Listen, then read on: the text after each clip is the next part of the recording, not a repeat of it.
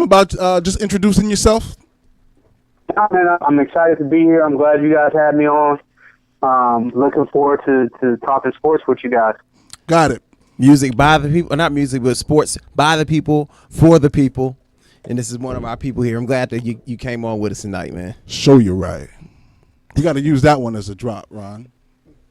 Yes, sir. All right, let's talk some World Series. Ron, can you go to that graphic? It's actually the third graphic. So the Boston Red Sox messed up the playoffs for everybody. Everybody. For everybody. I mean, we were looking at coming off of last season and the year before. MLB has just been on a roll, and lining up the American League playoffs before it all got started, you were looking at 4 super quality teams with the Yankees, the Indians, the Astros, and the Red Sox. It was supposed to be epic, a melee, right? Unfortunately, they ended the Yankee season in 4 out of 5 games, winning that series 3-1. Best out of 5 series, they took it 3-1. Yankees only got 1 W. They moved on to the Astros, and I said, wow, this is going to be epic. 2 phenomenal teams, incredible athletes all over the field, great pitchers, everything. Well, they took care of the Astros in 4 games to 1. Quick work. Done. Moving on to the Dodgers, I picked the Red Sox to win in 7 games. And they then go and then destroy the Dodgers. So they roll through the playoffs 11-3. All right. That is a total for the season of 119 wins. And I don't have my calculator. What was that? 48. They win 108. So that means they lost 54. That's 108-54. And then add 11 in the playoffs, 57. 119-57, the World Championship Boston Red Sox. An incredible season. Let's talk about the World Series. Game 1, I was shocked at the lineups that David Roberts were running out there. Boston takes game 1, 8-4. Tim, what is your recollection of that game 1? How did you feel going into the game? How did you feel going into the series as far as the Dodgers' outlook? And once game 1 rolled around, what was your feelings?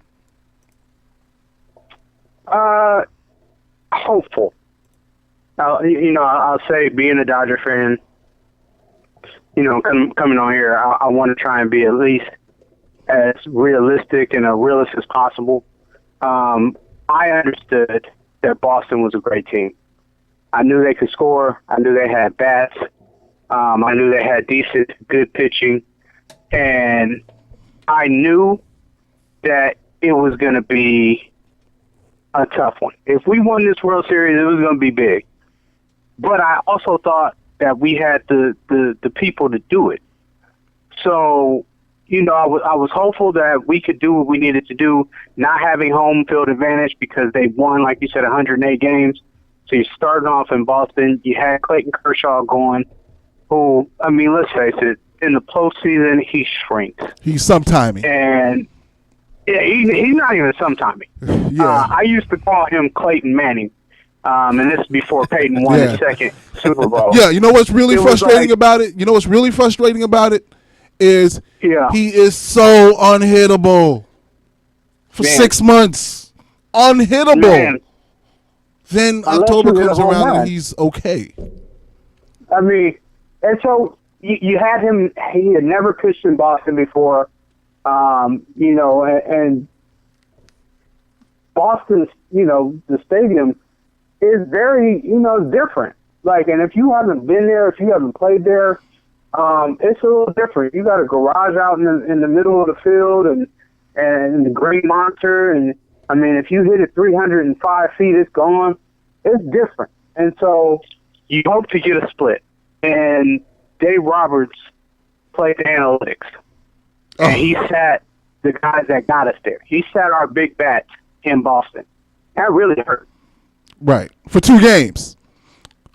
Both games. For both the games. most part, I mean, they got off the bench, but No. you're not getting these guys 4 and 5 at bats a game. Right. They're coming in for a pinch hit, 1, maybe 2 at bats, and they don't get that rhythm that they need, and they don't feel as involved. And granted, it's the World Series. You want to think that these players, they got everything in front of them, everything to play for, and they're humans. They're humans like everybody else, and it's rhythm. Baseball is a sport that you need to have your timing down, or you come off the bench and you're seeing 97, 98. I mean, that's hard to just pick up and say, oh, okay, I can hit that. So Right, it was especially tough at this to get time. Especially at this time of the year, because you're not facing trash pitchers anymore. You're facing the best. You're facing the best, and they're coming at you with the idea that their intention is for you to swing and miss. So when you look at postseason baseball, you have to understand that the pitcher cannot actually throw a strike. He has to get you out without throwing a strike. So that's the plan. That's the plan. So you're facing the very best pitchers. So your guys, you're 100% right. Your guys have to have rhythm, and that was the first alarm to me. First of all, as far as analytics go. Obviously now it's spreading into all sports, but baseball is really birthed analytics, and rightly so, because it's the most analytic game, because the statistics are all over the place, and you need to be able to read the statistics and be able to apply it. The problem comes when these guys forget that the game is played on the field. Absolutely. And I think that's where Dave Roberts dropped the ball here. So in order to go up against 2 left-handers, Sales and Price, the dude ran out 2 complete right-handed lineups for game 1 and 2. All right. So in game 1, they lose 8-4. Clayton Kershaw only got 4 innings in that game, gave up 7 hits, 5 earned runs, 3 walks. That is totally horrible. All right, but the entire lineup is right-handed without Muncy, without Bellinger. And I understand Bellinger might have hit 220 for the year versus left-handed pitchers, but I would rather take my shot that he get lucky and hit a home run. Yeah. Now, it's being reported that, Dave Roberts is getting a lot of bad press, and he got booed before Game 5. And, whether you believe that he should have been booed or not, that you really don't want to see that in sports. Like, you work hard to get to where you're going, and you make it to the World Series. You played 162 games. For the Dodgers, 163 because you had to play the play-in. And then you go to the playoffs, and then you make it to the World Series where we know you're playing the best of the best. And you start booing your players, your manager, it's tough to watch. It is. And you got the Red Sox who, the AL and the NL, they're played differently. And so the Red Sox score a lot of runs. And it's just what they do. You have the DH in American League, and right. So their pitcher's not in, their lineups are set. Especially in that stadium. Absolutely. So when you come in and you're working already under the gun, knowing that, hey, Dodgers hit 125 or so home runs this year, and that was I think 225. I'll check, but it was the most they ever hit as a team, and only second behind the New York Yankees in home runs this year. So the Dodgers went away from what the NL is known for, which is small ball. Right. Bunting guys over, stealing bases. The Dodgers basically played like an American League team this year and scored their runs off the long ball. Yeah. Well, the same thing that makes you laugh makes you cry, because if they're not hitting home runs, they're not able to produce runs. So when you have these left-handed pitchers that come in, and you take, Max Muncy, who came out of nowhere basically and hit 35 home runs this year. You take the reigning, rookie of the year in Bellinger, who hit 37 last year and 25 this year, Right. and you take those bats out of the lineup. Jock Peterson. We had 20-plus home runs this year. You are, in essence, Right. doing what the Red Sox want you to do. Right. I started Hey, to think. don't put I your started best to out think Kike Hernandez might have something on the dude. Like, yo, why you keep playing Kike? Like, I get it, he's a great defender, but come on, Yeah. come on. You need. Again, Dave Roberts gets a lot of flack for this, but there's reports that like Stan Katzens Yes, it came from and upstairs. Farhan Zaidi were actually based off of the analytics calling the shots. And Right. Dave Roberts is just the face, and Absolutely. he's the front guy. Absolutely. And so that that starts to permeate through the city. And so then you got some people who are like, nah, I don't believe it because, like you said, analytics, they got all these lift, on-base percentage, this versus lefties, this versus righties. And you're like, nah, it's still played on the field by players. And so you just naturally gravitate to a manager saying, okay, I'm going to make this move because it's in your gut, opposed to somebody calling you on a secret bat phone or something saying, okay, I want you to pull Clayton Kershaw now or put this guy in Right. now. So, it gets Right. a little tough, but it's been said that he wasn't making all of these decisions. No, I totally get that. Game 2, same thing. They come out with the same lineup from the previous night. After everyone was shocked at the game 1 lineup, they come back with it game 2. They scored 4 runs game 1. Okay, and they were able to get Chris Sale, but you gave up 8. So you got to put that loss game 1 solidly on the shoulders of Clayton Kershaw. Do you agree with that? Absolutely. Okay. And even though you put it on his shoulders, as a team, you got to be able to pick him up. Right. Because, they didn't score their runs until late. By that time, Boston was already doing their damage. And so you want to be able to – Clayton Kershaw is very good as a front runner. When he has to, basically pitch from behind or keep you in it, he's done well over his career, and we're talking regular season, he's done well. But he can give up that home run ball, and when he does, it hurts. Yeah. It's a gut punch. And that's what happens. I mean, so while we lost game 1, you move to game 2, and you're like, okay, get the split. Just get a split. And we had a shot in game 2 to get that split, took the lead, but again, gave up the lead late. And this is where you wanted Dave Roberts to Use his head. I guess make better decisions. You had Madsen, who he kept bringing out, and that's who I thought had something on Dave Roberts. This dude, until that last game, they had given up 22 runs, and he had given up 11 of them. Wow. And you're like, He shouldn't even be on the why roster. is he getting the ball? He shouldn't even be on the Sit roster. him down. Right. You don't even bring him to the next series. You cut him after the last series. You don't even bring him. You had Baez, who had not given up a run, strong righty, and you were like, that's what we thought as fans should be getting that ball. We were thinking if you're gonna pitch Kershaw or even Buehler in Game 3, you want to get a lead, and when you go to the bullpen, you hopefully go for 6 innings from your starter. You get Baez for an inning. You get maybe at that point, if it's a clean inning, you get Madsen in, and then you go to Kenley Jansen. That didn't happen. No, so Dodgers then drop that game 2 4-2. By the way, David Price versus that all right-handed lineup that was sent out there specifically to give him trouble. 6 innings, 2 earned runs, 3 walks, 5 strikeouts. And this was from a guy who had been struggling in postseason where Red Sox fans were ready to give up on him. He might have been turned into the hero against that all right-handed lineup. I wonder what his numbers were against right-handers for the year, because it's like you're looking at it. You can't just look at it in a bubble saying that these guys don't hit left-handers, so you can't play them, right? What did this pitcher Right. do against right-handers? Left-handers might have been okay against him, so you can't just take things in a bubble like that and think that it applies.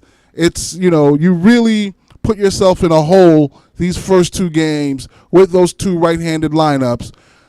I would rather wait on a lucky strike from Bellinger, from Muncy, from Jock Peterson, and then, Matt Kemp is right-handed. We didn't even see Matt Kemp, so We did not see Matt Kemp, who had an excellent year for the Dodgers. and that hurt because you have people like TK getting those at bats. You have Freeze getting some of those at bats. Freeze played okay, And- though. Freeze played well. He did play well, but you wanted to see, Matt Kemp get more than he did, Right. especially in Game 1 when he hits a home run. Right. Can I So tell you you're a thinking, secret, okay, Tim? I'm going to tell you a secret. Let's play ball. It's about analytics. So a lot of analytics is good. A lot of it is bad, right? And Yeah. it depends on how they apply it. Here's a Yeah. stat, and I'm going to have to look it up to get it correct. But I believe it goes like this. If you hit 2 home runs in a game in the postseason, you win 80% of the time. Because Yeah, the game well. literally comes down to a 3-2 game against great pitchers. So the misconception that most fans don't understand about baseball is everybody hits home runs. You can't make it to the majors if you don't hit home runs. It's very few and far between that have zero power, right? So the game is built on you getting that second home run. So Yes. the idea of sitting a Bellinger who can get a lucky, especially in Boston, a lucky pull down the line to pesky pole, it's a home run. You know what I'm saying? A lucky 306-foot fly ball to left field, it's a home run. So Yep. taking those guys out of the lineup, I believe really hurt them a lot. Let's move on to So game. Price, Go ahead. yeah, but quickly, Price versus lefties, he had a 210 batting average. Price versus righties was 234. It's pretty good. Right. That's So, I still mean, great. That's still great. We're talking a minute. Right. Like, Right. we're talking decimal points here. Right. You know, And he carry doesn't the see. one, move that number over. But here's the trick to that. Here's the trick to that stat. Here's a trick to that stat. He doesn't see a lot of left-handers. So the Absolutely. majority of the at-bats against him are against right-handers, and he still performed very well against right-handers. So it's not worth it for that 1 or 2 hits compared to the 1 or 2 home runs. Right. So tell me about the epic night of Game 3, going into the 18 innings with Dodgers fans sitting on their hands because they know that they're 1 hit away from going down 3-1 and 1 hit away from tying the series 2-2. So they were in that predicament for about 12 innings. What was the feeling for you guys with that whole scenario unfolding? How far into the game did you get? What was the reaction in LA the following morning? Good man, that game, that took a lot out of people because you think you got it won, then you think you're going to lose it and go down 3-0, and then you see the manager for the Red Sox use all his position players and pretty much all of his pitchers outside of his last 2 starters. And you're like, okay, if we win this game, we're back in the series. It's 2-1 because Ferris Bueller, Walker Bueller, he threw an amazing game. He threw strikes. Yes. He got some people out with some non-strikes, but he threw strikes, and he was getting them. And so, you know, he did his job. You come in, you think you're going to win it. Then, you know, the Red Sox came and scored, and you're like, oh, goodness, we lose this. There's no need to come to the park tomorrow. But then you come back and tie it on some shenanigans. You got Puig beating out a throw, and now you tie the game because the ball goes and gets past the first baseman on an error by Kinsler. and you got good base running, you come in, you score, and it's tied 2-2, and then from there, you got 18 innings. So I watched the whole game, all 18 innings. Wow, you're a champ. It went off. It went off at about 12:45 local time, a.m. on Saturday morning. And that's LA time. That's that that was West LA Coast time. So it was almost 4 a.m. East Coast time. Whew. My wife fell asleep twice on it, and then ultimately went to bed, and then literally 2 minutes later, Max Muncy hits the walk-off.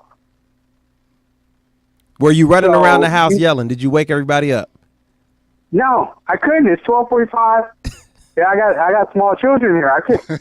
I was happy, but I wasn't that happy. I was excited. I knew that I felt like this is what we were capable of doing. It was a low scoring game, 3-2, over 18 innings. We basically had to play two perfect games to win one. Games, yep. Whew.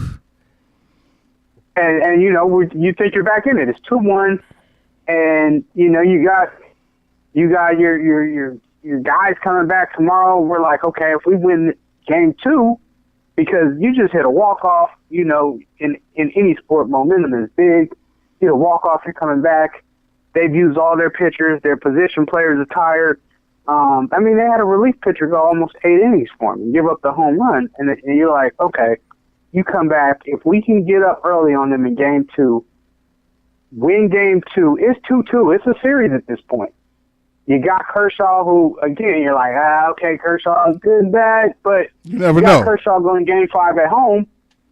You're like, hey, let's do this. You go up 4-0.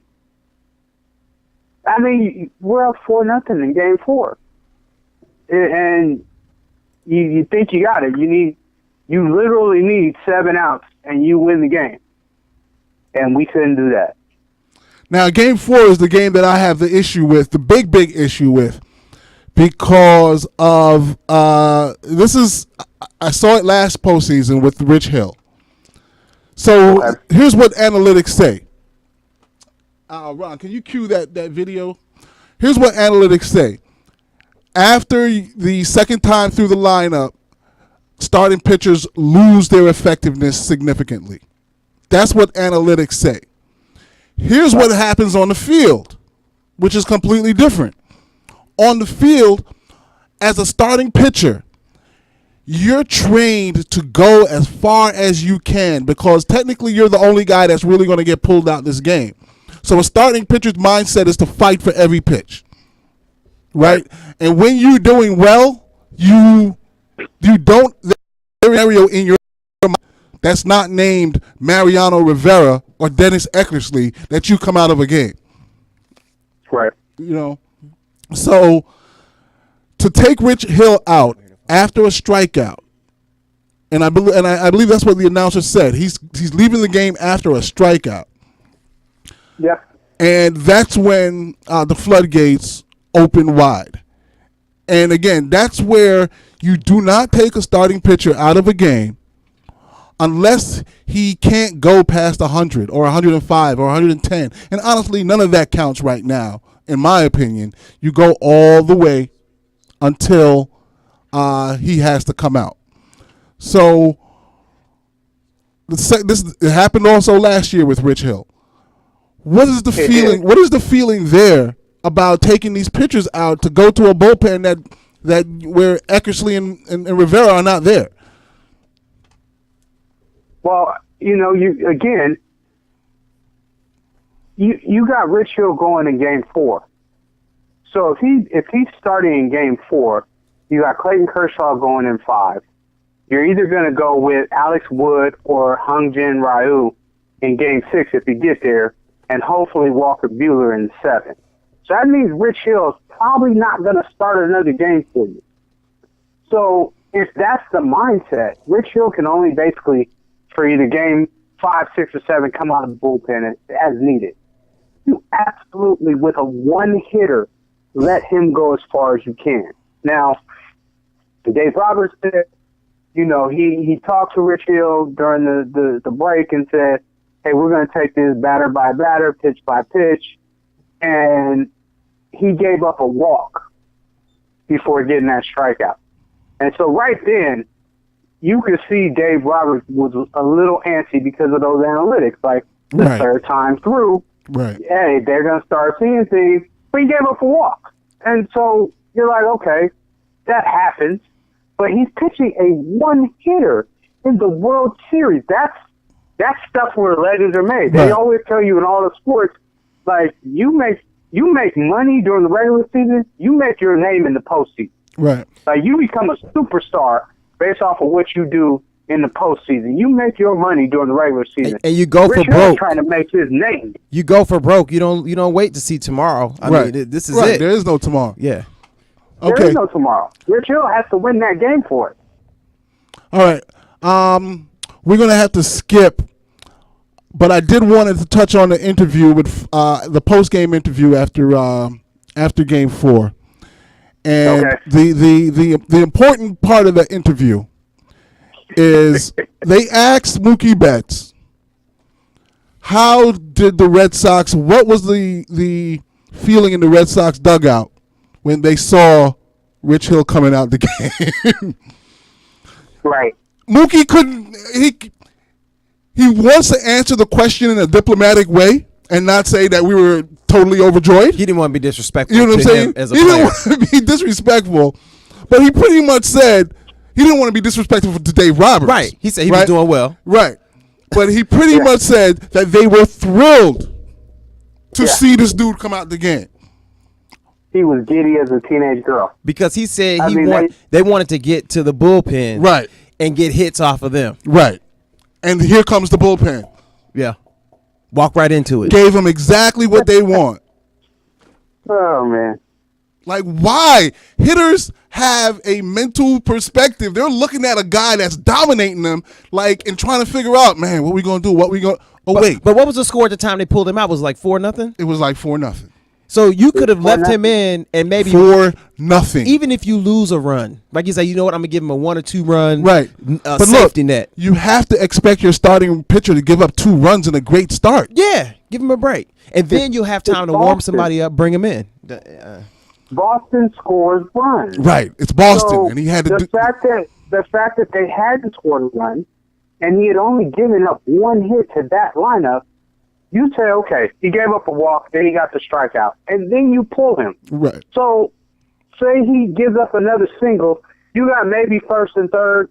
At worst, somebody scores off a single, Right. and you're up 4-1. In a You big get him out in of a that big ballpark. In a big Get him out ballpark, of that inning, and you got you're now in the 8th inning, Right. And now you don't have to panic and bring in Kenley Jansen, who does not do well when going 2 innings. You can go to Baez as needed, and you give him a clean inning. You always, as much as possible, want to give a reliever, when you're taking a pitcher out, you want to give a reliever a clean inning. Obviously, that doesn't always happen. You see relievers coming in the middle of the inning, but that's because the pitcher is getting beat. He's getting shell-shocked. They knocked him out the game. When you're looking at a reliever coming in, if your pitcher's throwing a one-hitter, you let him start the 8th with nobody on, no outs, and you let him pitch from there. Now, if something happens there, sure, you bring somebody in. But he panicked, and he brought in Madsen, who then proceeds to give up the bomb. Maybe it's the analytics again. it is the analytics. It is literally the It's analytics. 3 losses based on analytics. I was 5 minutes from home. Y'all were up 4, Tim. I literally pulled in, parked my car, got on the elevator, went upstairs, turned on the TV, and the whole score had changed. Damn. It was like all you can say is that was damn. What happened? Man. And the funny thing about it was that while the Red Sox weren't trying to play small ball, in essence, what happened was small ball. They got a walk, then they got a strikeout, then they got a like almost a running bunt down for an infield hit. So now you got 2 on with 1 out, and you give up a bomb. Yep. You got another out, and then it was 2 outs. Again, the Red Sox did a couple things well. They scored runs, but they scored over 70% of their runs with 2 outs in this World Series. That's Right. unheard of. Right. You can't get out of the inning. I need 3 strikes. I need 1 pop fly. I need I need a grounder. You can't give up those. I'm telling you, if you took away half of their 2-out runs they got, the series is still going. Exactly. Right now. Exactly. It turns that And- quick. And you gave up a bomb. And so from there, you gave up a bomb. That's fine. It's 4-3. You're still in it. Great. You got out the inning. It's 4-3. You're going to the 8th inning. And then Kenley Jansen, you bring him in for 2. And you can't even get out of the 8th before giving up the tying home run. And then the Red Sox become champions. Tim, And then can you? They did. They scored 7 runs after the 7th inning. Yep.